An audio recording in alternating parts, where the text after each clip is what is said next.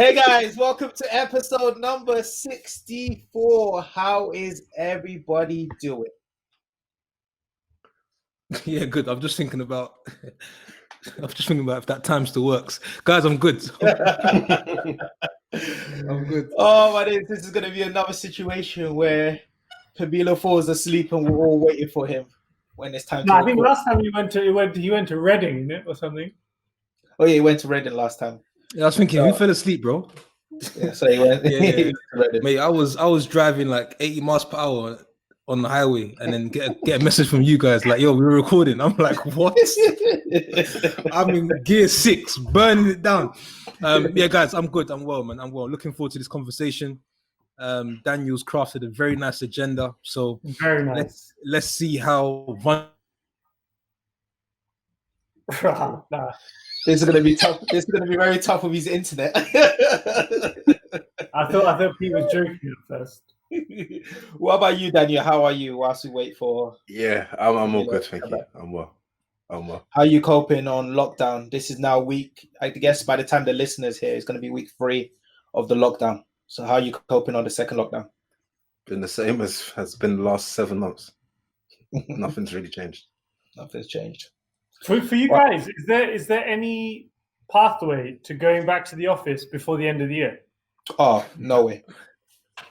No, Well, people are going in. People are going in for me. Whereas if you have a burning desire or your work situation, or you want to do a couple of days in the office a week, you're allowed to. You're more than allowed to. You are, Yeah. okay. Yeah. For us, is no. They're going to reassess beginning of next year when they're going to get people in. Unless obviously you have essential roles, so manufacturing, operation roles, then people are working. But for us, no. P, you back? Restart your internet. I don't know if you're frozen or if you just. But he ain't playing. He's frozen. Yep. He's frozen. Yeah, Pete, we need to fix this for the next interview, big man. Because if we're all staying up until midnight and then this He might have to do the interview from his office. I think that's the only place he's going to find good internet. Okay, so no, like Pabilo said when he comes back, but Daniel has put together a great episode talking about taking a leap of faith. So I'm really excited for this topic because I think it's going to be a topic where we allow ourselves to be vulnerable, not only talk about successes, but also some of our failures as well. So stay tuned and let's get started. Take off, take flight with you. For we never fly, but we're flying. Cool. So this agenda was kind of helped be. One of our listeners messaged me and they're quite an avid listener of ours, and they were keen to hear a bit more about taking a leap of faith and to hear personal experiences of leaping and succeeding or failing and learning. And I thought it would be a very good opportunity for us to all speak, be as vulnerable as you want. It can be personal, it can be professional experiences that we've encountered that maybe they haven't gone as well as we thought, or ones that we've taken a leap of faith and it's been, exceeded our expectations. What did we learn from it? How did the end result make us feel? What did we learn about ourselves? And if we were to do it again, is there anything that we will do differently? Rather than just focus on successes, let's also think about shortcomings and failures if we, really deep dive into, experiences that we've had. Does anyone want to open up first or I can carry on talking? You can start. Yeah, let's set the scene, Daniel. Set the scene. Yes. Okay, I want to know how, depending on your level of vulnerability, that would set the scene. Everyone waits for that first person to kind of set the benchmark, and then we go from there. Okay, well, my first experience is going to be where I was about to take a leap of faith and I didn't, and it's for a number of reasons. So I'd say just about 18 months ago, I was, and this is in the working environment, I found myself really disliking work. I found myself really hating my role. I found myself in a situation where I wasn't enjoying waking up in the morning, going to work. I wouldn't say I was depressed, but it was borderline that it was affecting my mental state and my relationships, to the extent that one day my brother came to see me at work, and he was asking me what's wrong. I said nothing, but he was quite concerned with how I felt that he spoke to the family to see, if everything was okay. And it got to a stage in my role that I just was really, really disliking it. Was ready to leave, ready to quit. And so I actually started applying for jobs elsewhere, outside, externally. Because there wasn't anything I had seen internally. So I was looking externally. I had a conversation with someone. I think I applied. The next day I got a call back and they invited me for an interview. It wasn't too far from my current workplace. I went for a walk on my lunch break and had the interview. And the conversation went well. They really liked me. I had a follow-up about a month later or so. And they actually offered me the role. Spoke on the personal terms. And everything I wanted was done. They went to the CEO to basically pull the strings out the bag. And I found myself, it wasn't something. I was doing it because I was really detesting my current role. I was doing it because I wasn't satisfied, and I felt like I had got all I wanted from my current role, and wasn't really looking forward to progressing in that area. And it was a quite difficult few months for me before me applying for the role, and me just navigating very long days, going to work, long commutes, etc. I remember my dad came to the office once, and we talk about this all the time, and we spoke about it. And he came to the office, just we'd have coffees every so often. So when he was in London, and he said to me, "You're not in the wrong house. You're just in the wrong room." So he saw that I was comfortable, that this where I am working is where I'm supposed to be, but I'm just possibly in the wrong room. I decided not to go with that role, actually, because I felt like if I was leaving for that role, I'll be leaving for the wrong reasons. It wouldn't be something that really resonated with me, the values of the company, what they stood for, what they did. I didn't really care. I was just, it's an opportunity that came. I'm just going to take it. Let me go. So I decided after a long deliberation, and it was actually Oliver in South Africa. They had offered me the role beforehand, I think. And I remember. So I kind of longed it out. That was just time for me to think about whether I wanted to take it or not. And I said no.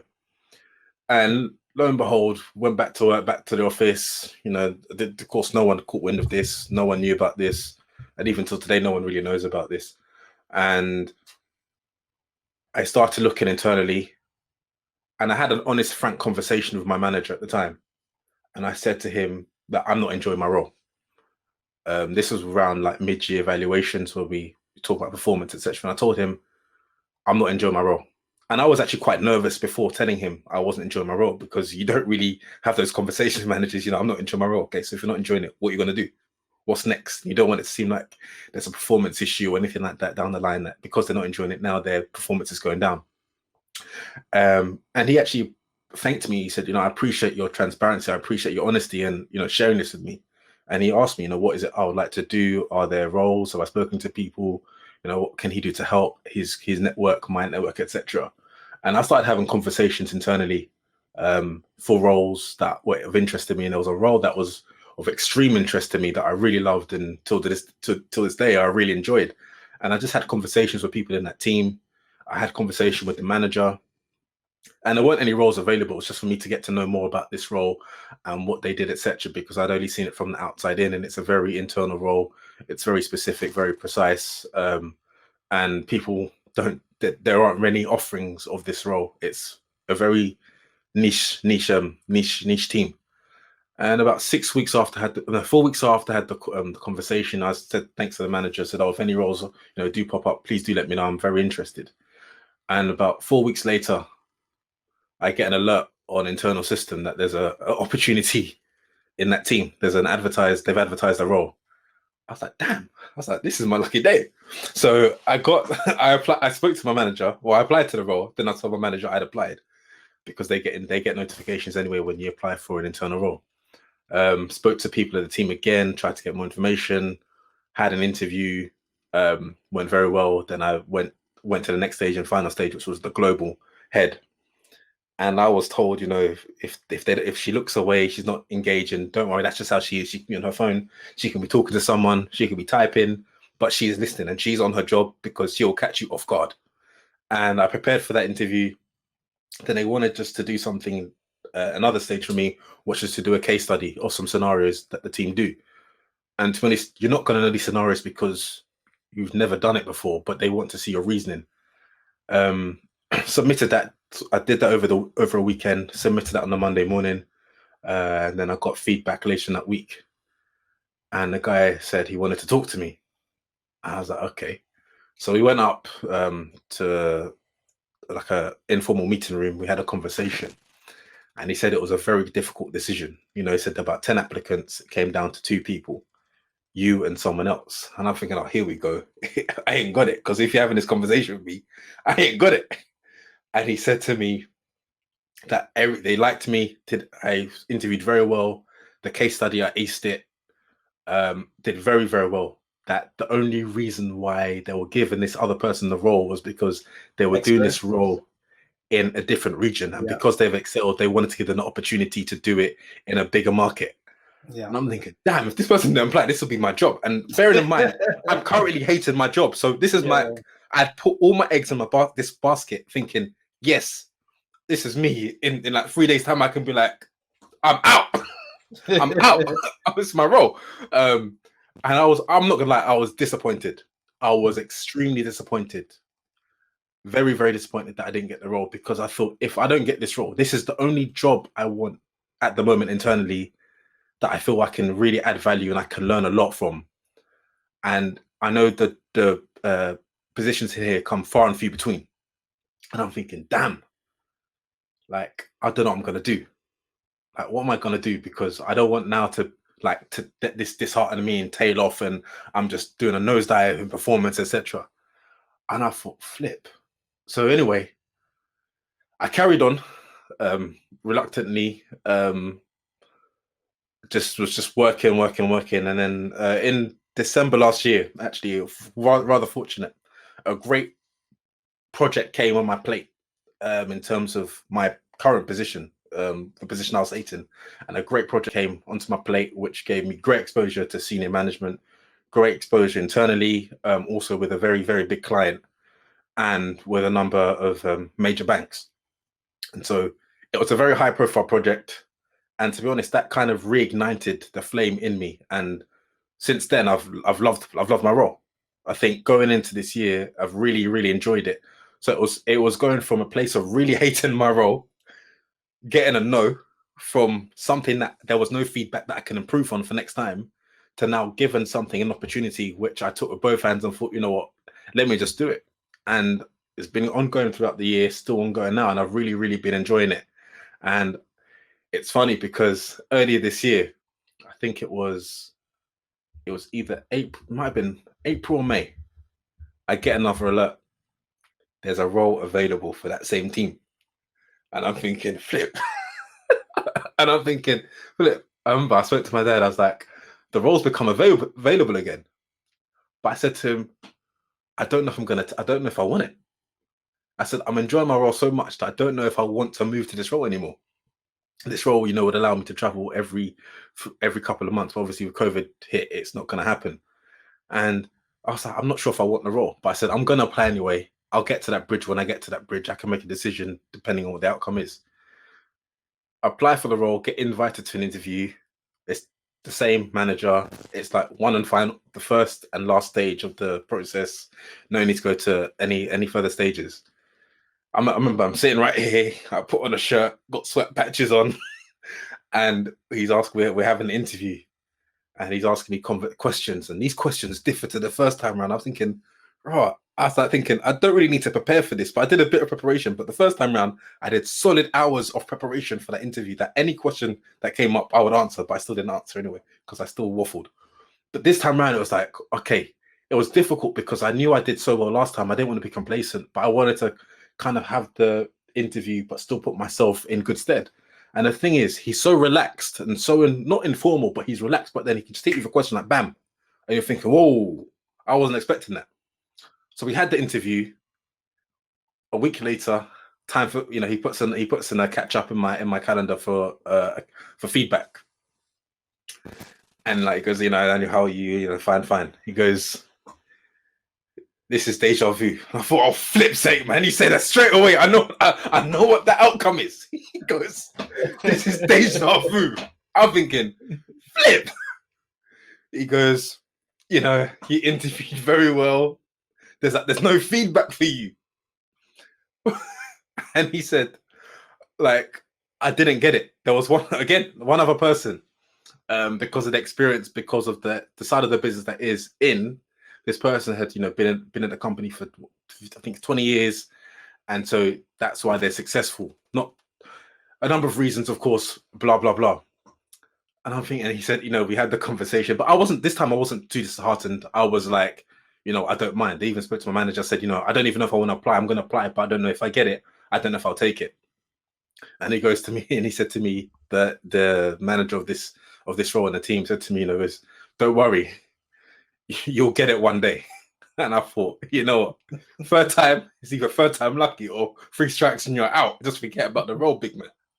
But I share that story because I've never shared that story with anyone, actually. And I think sometimes when you apply for roles, you find it a bit, you're a bit embarrassed when you don't get a role you go for, especially when you think you're so good, you think you're, the bee's knees. And it's rejection, right? It's rejection. Yeah, basically, it's very rare in situations where someone says you're not good enough and someone's better. That's how I always feel whenever I do like job applications. It's always a rejection, and okay, it's not a rejection like, oh, everything's fine. No, it's a rejection, and we feel like this person's a better candidate. Whilst, yeah. And it's even rejection, and there's no feedback. There's nothing you can do better, because each time there was nothing he could said, oh, you need to improve on this, or you need to improve on that. It was just like, no, there was someone better. And sometimes in life, it comes down to things that the margin between, getting something and not is so small, so thin, that it's sometimes it's not even your fault. There's nothing you can do better for you to change that decision or the outcome. Yeah, no, for sure. So, and then today, the role, another job came up. Same role. No, I'm playing. It didn't come up. No, but Daniel, it's crazy because Daniel, you said like, oh, you didn't really mention that to anyone, that story. But it's crazy because I don't want to obviously use the exact same story, but I went through something exactly similar to you, and I'm not sure if I ever discussed it to you. I think I might have discussed it a little to you. I know we sort of spoke about it a little, but I basically, similar to you, same as you. I've been in my role now for coming up to sort of 3 years, and I reached to the point where I just felt like I had achieved everything that I could in the role in terms of learning. You're starting to find certain days just dragging on, getting up was starting to become more difficult, and especially coming from the graduate sort of scheme, I was always used to moving every 4 months. So you already get that sort of mindset to, okay, after you've been in a role for a certain amount of time, it's time for you to grow and develop. So beginning, same as you, end of last year, beginning of this year, I sort of said to my manager, look, it's time for me to move on. Right. So I said, look, I want to stay in the company. I want to look internally. And I'm just giving you the heads up so that when it's time for me to move, you've got sufficient time to find a replacement. Now, the only difference between me and you is I almost made myself redundant by having that conversation, because they obviously started looking for, okay, what are some of our options and what can we do? And then the pandemic sort of hit. So there wasn't that many roles internally. Same as you, I found this really great role that I was interested in, which was in HR. So I was trying to leave like core finance, FP&A, and move to a completely different function. So this was like a head of people operations analytics. It was like a beautiful role. It was strategic, loving it. I applied for it. I did a whole presentation for the interview. She didn't even tell me to do a presentation. I put a presentation together, done a bunch of research, like this should be your strategy. This should be what you should focus on. I even called up some people that I knew that worked in HR, did so much homework and everything. And it was just dragging on. A week went by, no response. As soon as it starts to go over like a week, 2 weeks, yeah, you know you didn't get a job. Like if they're not messaging you or calling you, you know you didn't get a job. 2 weeks goes by. I'm like, yo, let me just drop them an email. Hey guys, just following up. Here's some more research and information I found. They come back to me and say, oh no, we're still going through the recruitment process. Anyways, long story short, they just said, look, even though you interviewed really well, you just don't have the experience. You've never worked in HR. For us to make you a head of role, right? A lot of people in HR are going to be like, why does he get preference? Why did you? So that role just completely fell off. And all of a sudden, I started having conversations about, okay, we're going to restructure your role. We're going to move around the team based on the fact that you've announced that you want to leave. So I think touching this conversation, a lot of times I was really doubting, like, was making the leap of faith actually the right decision? Should I just kept my mouth shut and being comfortable in a role where I'm not really being stretched? I'm not really being challenged. I clock in, clock out, get paid. Or should I truly say, you know what? I'm truly going to invest in myself. I'm truly going to challenge myself and find a new role. Luckily, a project similar to your project came up. And this project is a CFO company project. And they agreed, okay, we're going to move you onto this project and you're going to work on this project. This project potentially can take 2 years and you can work on this project. And that ended up saving sort of me not getting put on redundancy and having to look for a new job externally. But I think, again, going back to the point is I'm always a firm believer of you just got to always take a leap of faith in yourself. Because if I just stayed comfortably in that role for another, let's say 2-3 years, right? And then all of a sudden the restructuring happens, me trying to find a role externally, I probably wouldn't be able to because they were like, oh, wait, you stayed in this role for 5 years. You didn't move. Like, maybe you're just not a performer. Like, what else have you learned? Like, I feel by me taking a leap of faith in myself, I'm going to gain a lot of experience and expertise, which when it's time for me to move in the future, I'm going to be able to do. But it's not good hearing that you're not right for a job. It's not good almost being made redundant or going through restructuring. So yeah, it's a really tough process, but I will always say, look, taking a leap of faith in yourself is always critical, man. But sometimes it's like sometimes you're even forced to take a leap. It's crazy like that. Sometimes. I say that because I didn't even give you the full context or full background of my story. So I saw sure to. I know you got something to say. When I started hating my role, So actually, I was handpicked for that. The role I was doing, I was handpicked to do. It was a special project. It was something that never been done before in a company, and I was doing that for 2 years. Then out of the blue, we had some restructure, and then my role changed overnight. And I was now being asked to do things I had never been asked to do before with expectations up here. And I was like, huh? So 3 months after that kind of restructure, I was like, no, this ain't for me. This is not for me. And that's when I started doing a nosedive like, this is not what I want to do. And I'm not enjoying it. And then that's when I had the conversations like, yeah, and just before that, what I was doing was just kind of, there was little interest, lack of growing, lack of development of skills, etc. And it was becoming mundane. And then that's why I got into this state of, oh, I'm really not enjoying it. And I think it was around the time when we're talking about seeing a therapist. I actually started seeing a therapist because of how I was feeling and the way it was affecting me and my relationships. So I started seeing a therapist, and work had a big impact on my personal mental state and well-being. But yeah, and then fast forward, and as P was saying, projects out here saving people. But no, if you ask me today in my role, am I enjoying it? I'm loving it because I've been given, this project. I've also been given greater responsibilities. I'm now a specialist in crypto, etc. So it's quite interesting. It's growing rapidly. Actually, Daniel, the reason why I unmuted myself is I wanted to ask this question to both you and Ollie, and I think you already answered it. What was the trigger point for you thinking, okay, I want to jump ship? And you just explained, in your case, it was your role and responsibility shifting overnight. But Olu, what was the final trigger where you were like, "No, this ain't it. I need to try something else." 2 reasons. One, it was Becky Rose. no. Beckley Rose is not going to make me switch roles. It's going to make me leave the company. That's two different. That's two different. No, one was around. I would say everything started to get mundane. I wasn't growing, so I could just see myself just doing the exact same thing week over week. And then the second one was having non-added value conversations with people. Like that is my biggest frustration is when I'm on a call spending half an hour on something that I personally think doesn't matter, doesn't add any value to the company.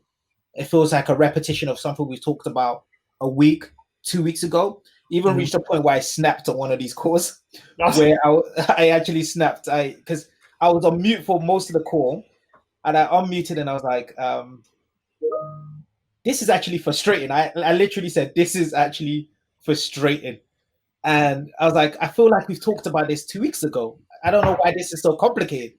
And then the person I said that to obviously lost their ish and was like, what? How dare you say this is frustrating?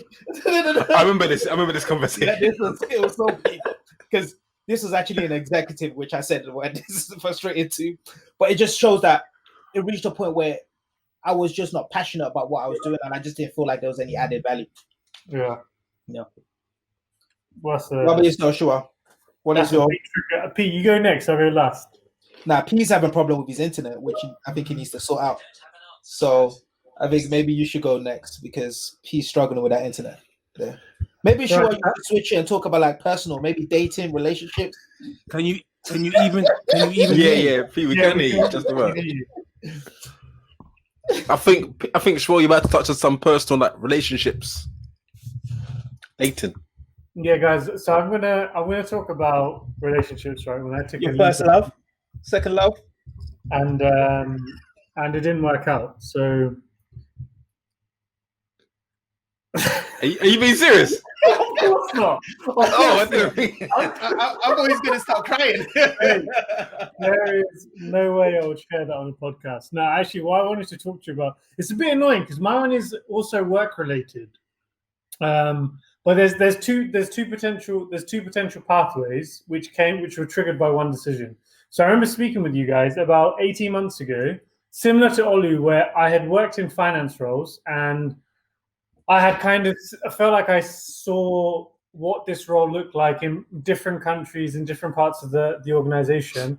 And then it got to a stage where I was like, this doesn't feel like it fits with my personality anymore. I don't feel like I'm growing as much. And then what I was starting to pay attention to is people that I had worked very closely with, senior levels, they were even telling me as well, I don't know if you're making the most out of your talent in certain areas with these types of roles. Now, during that time, I was in a role which had been restructured. I think we spoke about it in an episode. I went into the role knowing that this role won't be there in 18 months. So I was given more than enough time. And it was also a project-based role. But then at the end of it, even though I knew 18 months... What did you say about projects? Do you want to know what's really funny? I'm not going to use the example for work. I could. But you got a project. No, wait. But what I will say, is when my role was restructured, not the role I'm in now or the role I'm moving to, the role I was moved into was a project-based role. Projects out here saving. So they're literally saving careers. Do you know what I'm trying to say? So anyway, go ahead. I'm not going to use that as an example.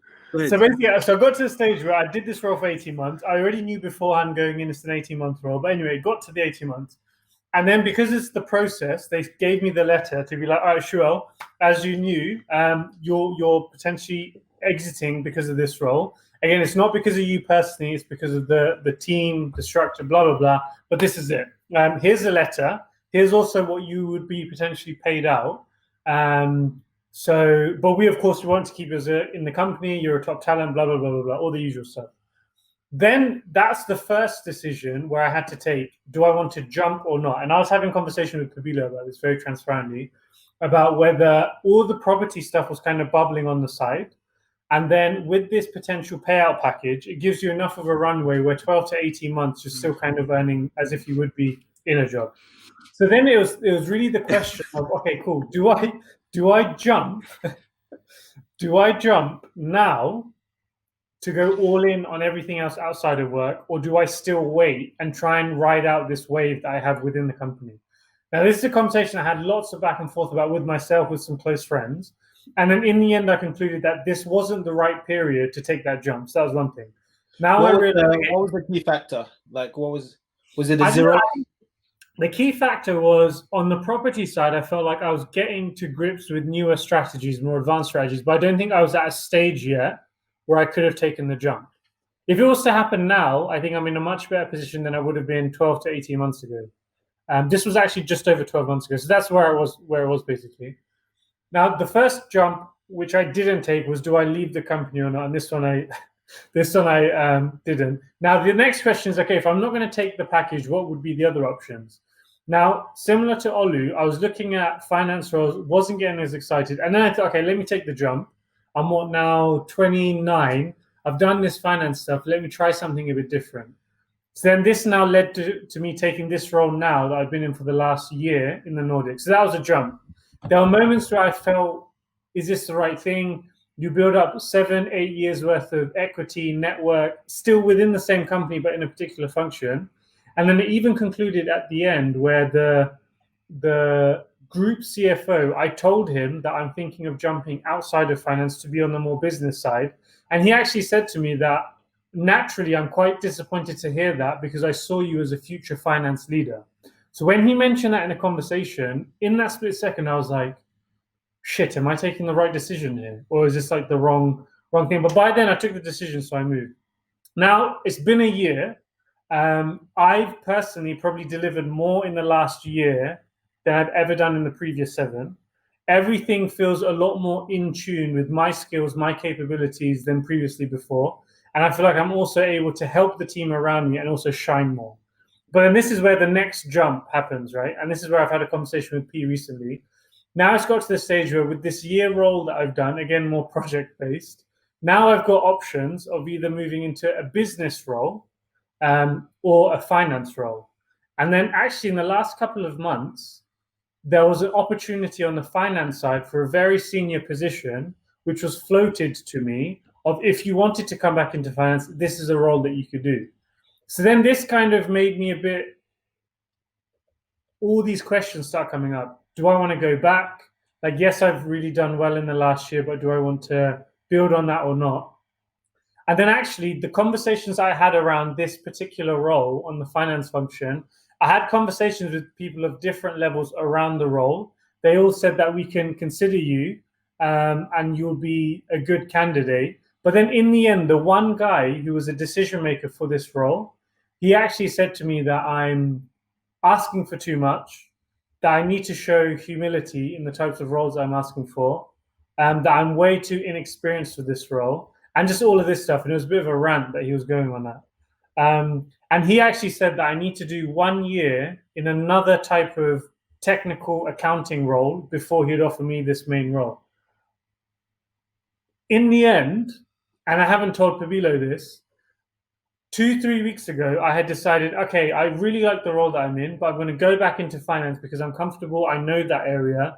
I'll do this 1 year assignment that this guy's asking for, and then I'll jump back into the finance function. But actually, I decided last week that I'm going to completely kill my finance stream.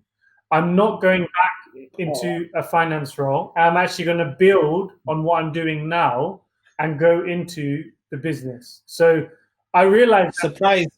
Huh? I said P surprise. Look at P. Because the last He's time surprised because he said, yeah. The last time I spoke to P, I was going to lean the other way, but I was really reflecting, and I had one conversation with someone who said to me that you've got, and it's something that I just needed to hear. She basically said you've got so much potential. If you're going back there and taking the safe option, I don't know if you're maximizing your cards. And I was just thinking, Who told you that? Who? I'd have to pee because this only happened last week. I was like, do you know what? Screw it. I at least I say this now. My mindset at this stage is the finance stuff that I've learned was a previous life. I'm now building off of that, and I'm building on the momentum that I've got in this role. I'm going to go all in on the business side, whether that's in my company that I'm working in or another company. But now that I've taken that jump, that's it. So there was two stories there. One of a jump that I could have taken to exit, but I didn't, and took that to jump into a different part of the business. Now it was some voices were pulling me back, but then I realized those voices I need to kind of ignore and just kind of push on. And I have to thank those voices. Are those voices P? Those voices that you need to ignore. I spoke with P. I spoke with a couple of other guys that I've worked with outside of work, inside of work. And then I realized I was giving myself excuses to take the easy option. I was saying, but there's this on this side that I don't like. I don't like this about the role. But all of that is just crap. That's the area that I will learn the most and where I'll grow the most. There is a risk that I could be terrible at it. But based on what I've done in the last 12 months, I know that I've got enough to have a fair chance of doing it well. And 10 years ago, I would regret if I didn't do it. So the good thing about it is, for me personally, I think even if you fail and decide that you're talking about, you can always go back to finance. Finance will take you back. Finance will take you back no matter. Even if it's just maybe it's not as good as the role that you wanted before, but they'll always find a finance role for you somewhere. And when I had that conversation with that guy on the finance side who said all of this stuff, and he was like, yeah, you need to do this role and that, you still don't have enough experience. At the time, I was really frustrated because I was like, this guy's blocking me from where I want to go. But then I framed it where there was a reason why I had that conversation with him at the time that I did, to go the direction that I should be going in. So yeah, let's see. Hopefully 12 months from now, I'm saying the same thing. Yeah, no, that's an incredible story. No, but I think you're making the right choice. And you're taking a leap of faith in yourself. And it sounds, from my conversations with you and just seeing you, it sounds like you're happier doing what you're doing now. So that's a lot. That's rewarding enough, right? Then go back. I have to say also one last comment, and then we'll pass it over to Pete.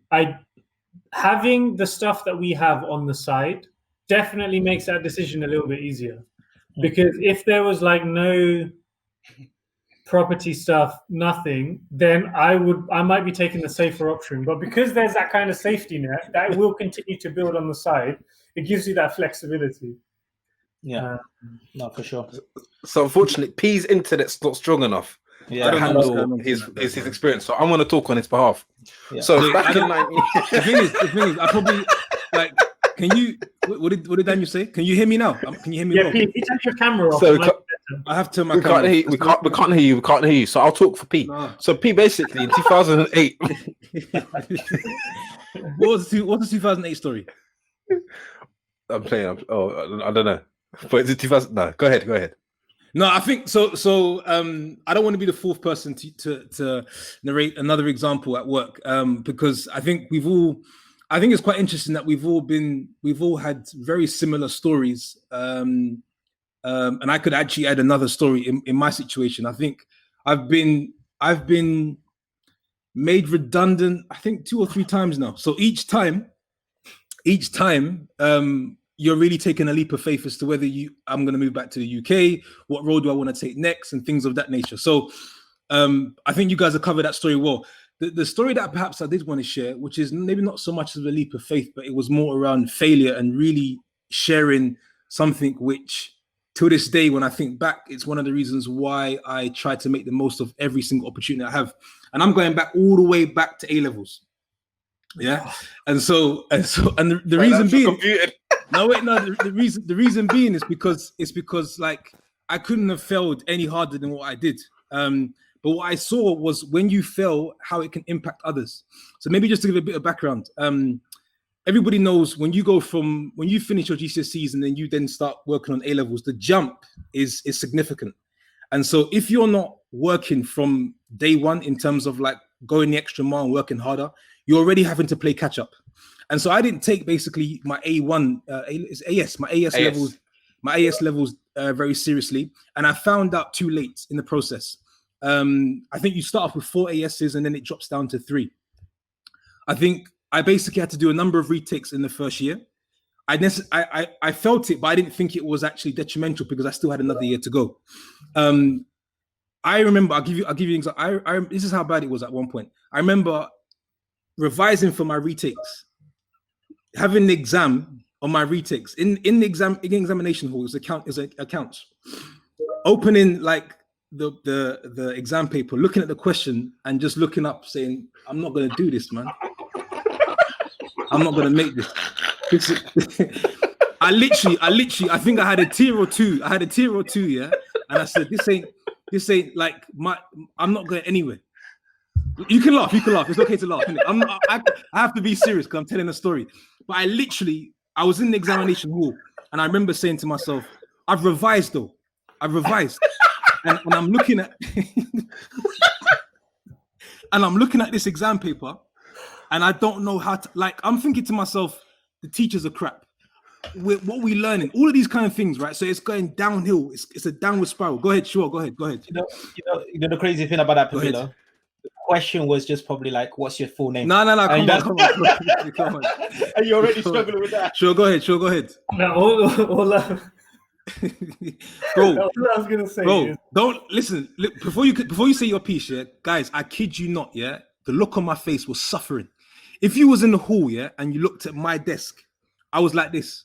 Please, I beg, why, man? Why? Suffering.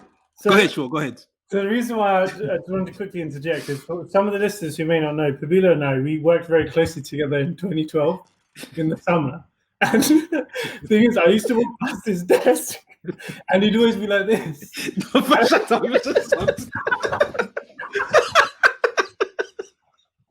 You're so dumb. You're so dumb. I never knew why, but now it makes sense. You're so dumb. Anyway, so the point of this, so as I was saying, I didn't take A1 serious. I didn't take my AS seriously enough. It was too late. Then I realized what it actually took to really get good grades. I had to do a number of retakes, especially with accounts. I then tried to step it up in my final year.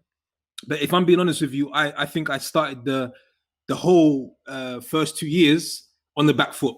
So I'll get to the point of the story. We all know how important it is at that point of our lives to get a good education because it puts you into the next phase of your life where you can actually attend a good university and push on. And so the reason why this failure for me stands out is because I saw how it affected other people in my family at the time. So I'd finished my A-levels. I finished done my ASs. I've done my complete A-levels to the best of my ability at that particular point in time. Thought I had done enough to basically get into good enough universities.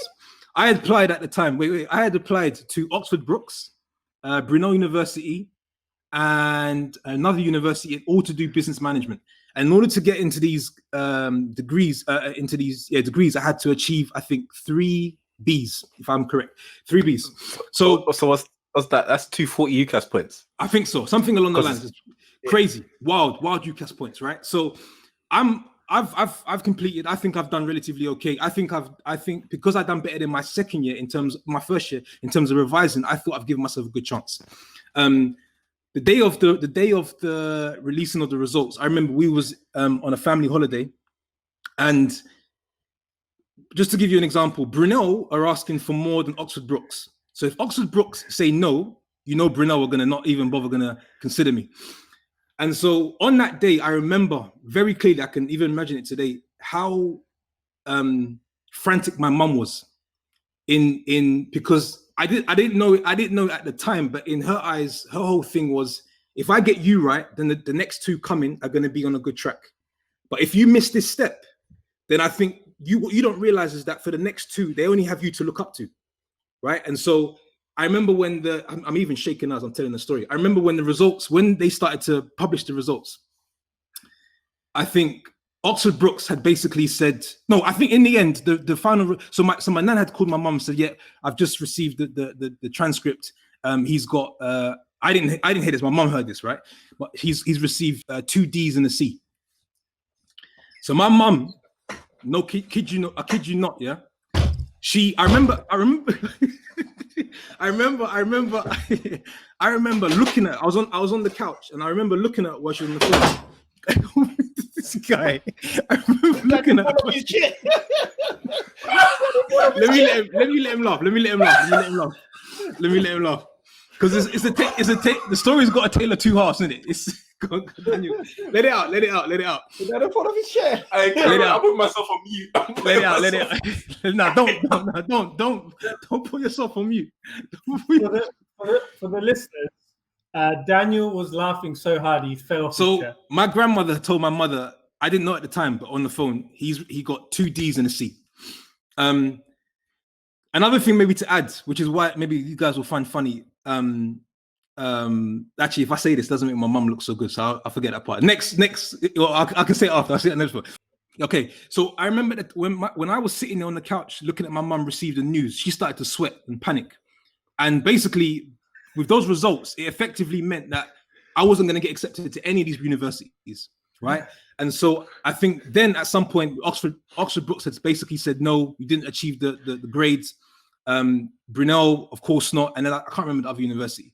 So effectively, I failed. Like there's no clear failure than that. And what I remember at the time, and I carry this with me through my life, is just how your performance, the value that you're given, the value you're supposed to unlock for yourself affects other people, right? At the time, I didn't know how much my performance and how much my success affects my brothers, and how much my mother, in my mother's mind, she was probably thinking, all of my work is to get you to this point, and you've dropped the ball. We can't have this, right? Of course, I'm understanding it later on now. At the time, I didn't realize. And so I just basically, I remember just having I think I spent the rest of the day at the mosque just praying for another opportunity. Just basically, I know it's not a leap of faith, but I had to basically hold the faith, and just basically say, look, if you give me an opportunity at some university to do a decent degree, I'll make sure that I basically repay you, and I'll repay the faith, and I'll work as hard as I can to make sure I make something of myself. So in the end, I think Daniel and Olu know the story because these guys got the same letters. You basically, when you didn't make the mark, you received another letter from the same university to basically say, we can't accept you for business management, but we can bring you onto another course. And then I was able to be accepted onto, basically it was a clearing process. Am I correct, right? Clearing was the name of the process. So so went through clearing, got into university, and then kind of we are where we are today. But I think the reason why I share that story was, one, I didn't want to share another corporate story, but two, I think what I learned from that experience was the importance of making most of every opportunity you have, right? And understanding that your choices transcend, like the choices you make today transcend into decades. So had I had basically performed better during my A-levels, I don't know where I could have been, maybe better off, who knows? But I carry that with me because it's a way of actually minimizing failures in my life, right? If I make most of every opportunity that I'm given. So yeah, that's basically the story. I'm glad that you guys were able to, Daniel was able to fall off his chair. All good. Can you hear me now? Yeah, so Pete, quick question. So you mentioned during that period, right? So you went to the mosque, you were praying and everything, but how was your mum? I prayed hard. No, everybody was she needed a few hours to sort of figure out what the game plan was, right? And then we started going into solution mode. And I think it was the same day when my nan basically rang back and said, you've received a letter as well about financial computing. So luckily we didn't have to wait too long to work with a particular plan. And then we discussed as a family, and we thought it makes sense to go to Brunel because it's a household name. The brand makes sense. You can make something of it and you can go from there. But yeah, I think for a good 3-4 hours, I was in the mosque by myself. I was in the mosque when it wasn't even prayer time. The cleaners were in the mosque, vacuuming the prayer mats. No, and what was one last question, Pete? What was the reaction of your brothers? Did they really know what was going on, or they didn't really? No, I don't think they really understood. All I knew is I don't know if I said it to myself at the time, but I said, I'm never gonna make my mom panic and sweat the way she did that day again. It's not happening, because it's just, you don't realize actually the impact you have on others until it's too late. And you don't want, the whole point of working hard and making the most of the opportunities that you don't ever meet that point. Mm. So I don't think, no, they didn't realize, because we're talking, how many years ago now? 10, 12 years ago? 12. Yeah, so they years. wouldn't have realized. I didn't even realize myself, but my mum saw the writing on the wall. Because I think, and just to switch, and I asked this question for Pabilo and Daniel, and just let me know if you guys are comfortable to answer it, right? Because both of you are obviously married, right? So for the listeners, why don't you just give Me? No, not you. Definitely not you guys. I said Daniel and Pabilo. So why don't you guys talk about sort of leap of faith when it came to sort of deciding to get married, making that massive leap? I think for good question. a lot of the listeners, they'll like to hear that. We ain't got that kind of time left. Trust me. But I think it'll be a great. it- I think it's a great It's going to question. be another episode. Actually, In short, it was easy, light work, quick decision. Cool. For me, it was something I knew I wanted, something I knew I wanted to do, but it's something that I think you can think you're ready for it, but you're not ready for it, and you can't be ready for it. It's a journey, because although it's marriage, that's not the end of it. That's just the start of a journey together. And it's also knowing and believing you are choosing the right person, because ultimately, as a man, you're asking for the woman's hand in marriage. It's not the other way around. Well, I don't believe it should be the other way around anyway. They shouldn't be asking you. You're asking them. So with that comes a whole lot of responsibility that in life, they can always come back and say to you, you asked me. Although they said yes, you were the one who asked them. And, there was obviously responsibility around marriage. And even you can question yourself, like, is this the right person? Oh, no. But how if someone else comes along that's better, etc.? You can have these many questions in your head if you don't firmly believe you're marrying the right person. And I think there can be many issues. But I think it is a conversation, not because I'm trying to avoid it, because I can happily go into great detail. I just don't feel there's enough time to go into it. Yeah, real quick, all I'm going to say, Daniel's right, there's not enough time. But jokes aside from what I said earlier, so maybe for some of the listeners, I basically was standing on the cliff for 10 years. I've been with Lauren for 15 years. And we didn't. well. No, I'm joking. But it's I think Daniel is well said. Even having been with someone for as long as I have, you're still wondering, is it the right time? How are things going to change? If they do change, is it for the better? Is it for the worse? And you have 10 years. I have 10 years of data with this person. I'm thinking, maybe it's been so good for the last 10 years. Let's just continue this way. Or no, if we get married, it'll be. So there's a lot, but it's I think sometimes the best advice I know I was given at one point was jump. And I know it happened, the title of this episode just happens to be Take a Leap of Faith. Because a lot of the times it's there's so much greatness at the other end, right? And I think if you look at all of the stories that we've shared, we've benefited so much from jumping. So I think marriage is certainly, you jump and you make it work. Cool. So just building on those beautiful answers by Daniel and Pete. Ollie, I've got a question for you. Yeah, what has stopped you from taking that jump with someone? I'll say same reason. Same reason. No, this is easy. I guess the same reason as you, right? I don't think that. Yeah, no, but it's true. I'd expect that question from one of the other guys, but same reason as you know. Yeah, but what's yours? Same reason as you. No. So what's Cheryl's reason? What's Cheryl's reason, Ollie? Mine's simple. I didn't think it was a hard question though. No, mine's simple. I think it's basically what Daniel and P said is a lot of times you're questioning, is it the right time or is it the right person? I think that's the two reasons that you're sort of waiting to take a leap.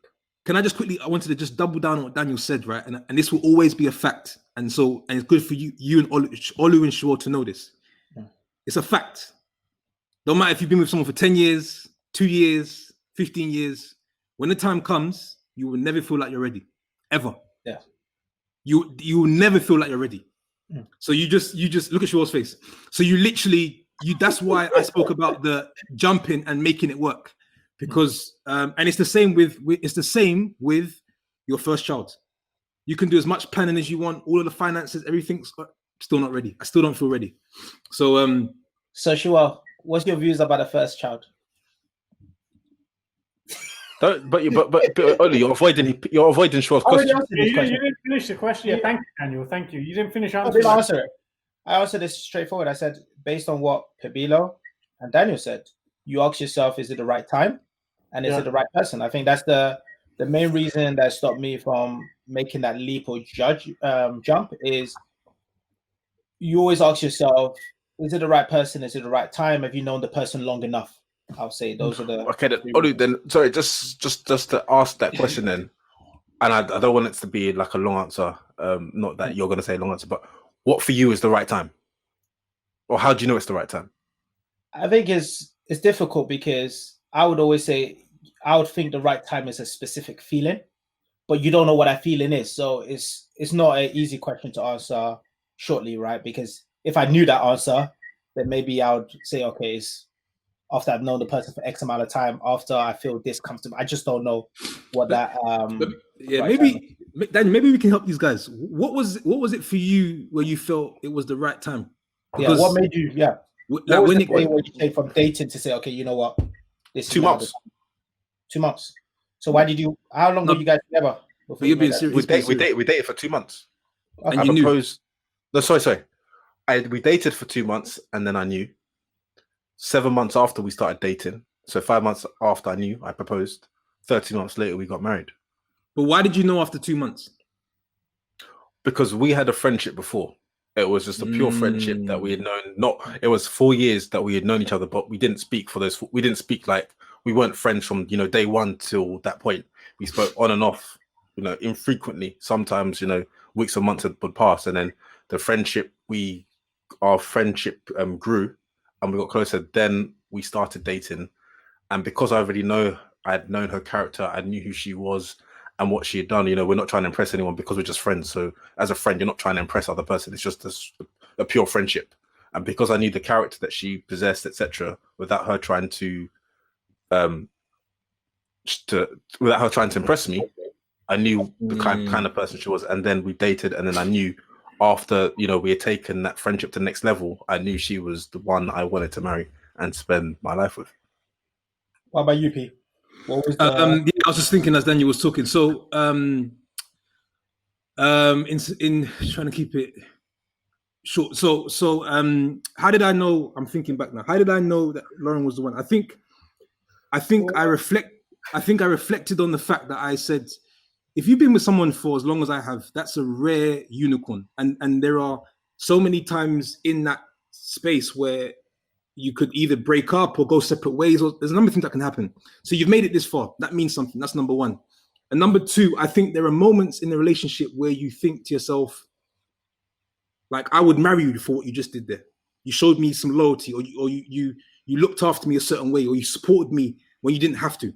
So I think there are moments where you reflect on and you realize, no, like, I don't want to lose that. And then I think there was another part of me which basically said,